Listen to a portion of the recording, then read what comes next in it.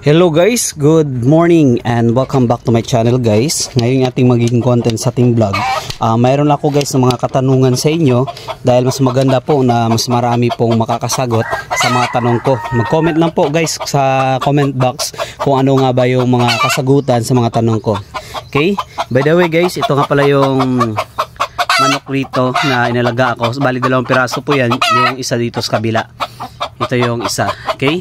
So, yung tanong ko dito guys, dahil nireview ko po guys yung ating mga manok rito na yung edad na pala niya is, kasi na-vlog ko ito during sisiw pa lang, na-vlog ko po sila na 7 months pa lang sila ngayon. Okay, so isa sa katanungan ko guys, ilang months po ba or year bago isabak yung mga manok sa panabong or sa mga derby niyan guys.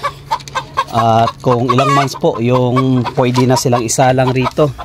Okay, so yun po guys, isa sa mga unang katanungan ko. Mas maganda po kasi guys na marami yung makakasagot na mga expert, kasi ako nagsisimula pa lang sa ganitong pag-alaga ng mga manok. Okay, so yung pangalawang katanungan ko po guys, ito, nakadepende po ba guys sa weight ng manok yung kanyang magiging kalaban in case na magkaroon na ito ng pag ready to fight na siya. Okay, yun yung pangalawang tanong ko.